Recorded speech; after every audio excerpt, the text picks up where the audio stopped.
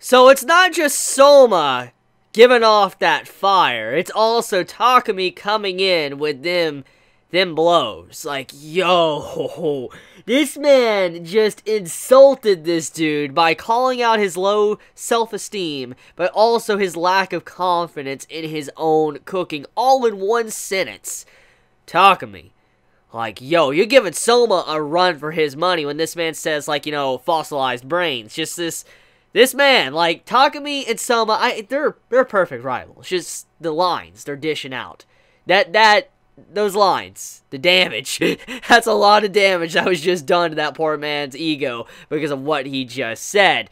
And it seems like Ro is going to definitely use his own anger and rage and all that when it comes to him cooking, since he's the mad dog, to take the dude out. But still, though, just like, Takumi, straight fire, you're spitting right there. Like, this man's spitting fire, and he's not even in his chef attire. He doesn't have the knife out or cooking. This man just spitting flames, just like, yo. Okay, so anyways, I just want to take a few moments to acknowledge something, okay? And it's something that I truly appreciate from Food Wars. Anyone noticed how much Arena has changed? I know it's kind of a little bit more obvious now since this arc is focusing on her or trying to change things, but you can really notice, especially in this episode, that Arena has changed so much since the beginning of the series. Because when you think about it, when we backtrack and all that to the beginning of Food Wars, Arena was a character that didn't like Soma, wanted him to fail, wanted him to be expelled and all that, get out of here and all that. She didn't want him around. And, you know, Hisako as well, she didn't really like Soma, and she's changed tremendously since then as well. And just seeing how they've changed and opened up to Soma, especially Reina as well. I mean, the way she was able to kind of, like, be happy and appreciate that Soma won and all that at the end of, you know, last week's episode, that just, it's something to admire and appreciate, and it makes me really like Reina's character, because I remember when I first started this series, I didn't like her that much, because she was a bit of a jerk. I'm not even gonna lie, she was a bit of a jerk. I mean, she had a nice design and all that, and I knew she was the main female character, just she was a bit of a jerk, and I wasn't the biggest fan of her. But as time goes on, the more I see her, the more she's opening up, I love her character. I really do. And so, I just like how this arc is making me like her a lot more than I once did. And if you didn't like Reina as a character, well, this arc is definitely going to start making you kind of like her a lot more, and Hisako as well, how much she has changed too, because, I mean, think about it, she never really used to like Soma, and now look at it, you know, they're great friends. Soma and her are very great friends, so just so much has definitely changed, and I just want to give props to that, especially for the writing as well. The writer did a very good job with handling Reina's character and that slow, gradual change in her personality as the series progressed.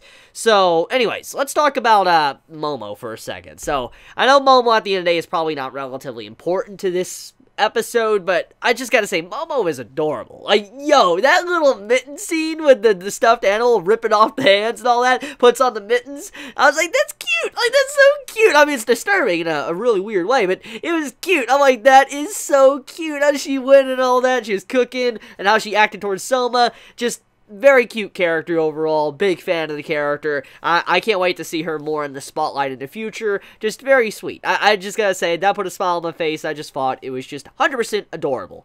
So, anyways, getting into some serious stuff though.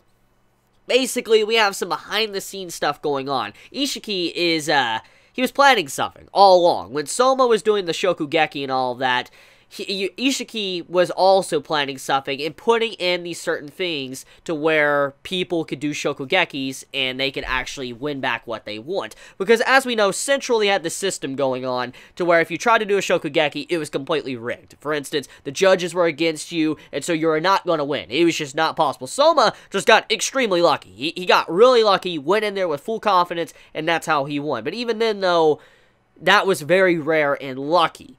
And Ishiki, he went behind the scenes trying to rid that, for instance, make it to where it's a fair Shokugeki, and also where Central can't really back out of the Shokugeki, they have to do it. They can't just say, no, we won't do it, they have to actually do it. So, Ishiki being very cunning in that moment. He was sneaking around doing this type of stuff to set up for the actual main stuff to go on. I have a lot of respect for the character. I mean, I've always liked him as a character. I liked his role and what type of comedy he has, and obviously comedy is subjective. I've always liked his role, but seeing him in this episode, going around helping out and all that, and he's like, I want to let Soma do what he has to do, and I'll do something to help out once everything is said and done. I'll have to work towards that. And just seeing how this man put in those certain rules and all that behind the scenes, behind, the actual leader, the director's, actual awareness, that was cool. That was really cool. Have a lot of respect for the man. Obviously, though, he lost his, seat from the Elite 10 because, I mean, obviously he's not Force Central, which makes perfect sense. A lot of the Elite 10 members actually were removed in this episode, so yeah, spots were filled, and I'm going to assume that the new characters that were introduced in this episode towards the end, that's the new Elite 10 members. And so, most likely, it's going to be probably very easy to probably get them out of their seat to probably gain back power amongst the entire seating. I could definitely see something like that going down. But anyways, though, Ishiki, a lot of respect for the man. I was very surprised to see what he did and to see how he set all of that up for, things can happen. And Ro right now is having his current match going on, which that was funny.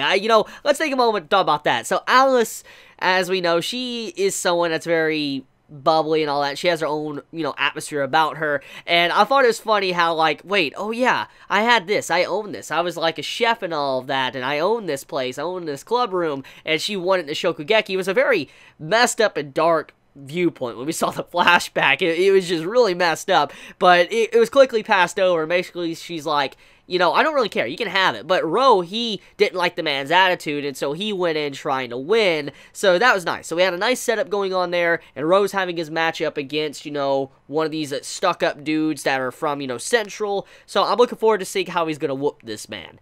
But that's about it. So tell me your thoughts. How do you all feel about this week's episode of Food Wars or Shokugeki no Soma? Did you enjoy it? Did you hate it? Please be honest in the comments below, and I love you guys. You have a wonderful day or night wherever you live, and if you enjoy my content, please subscribe, and if you like this video, please leave a like. Please be safe.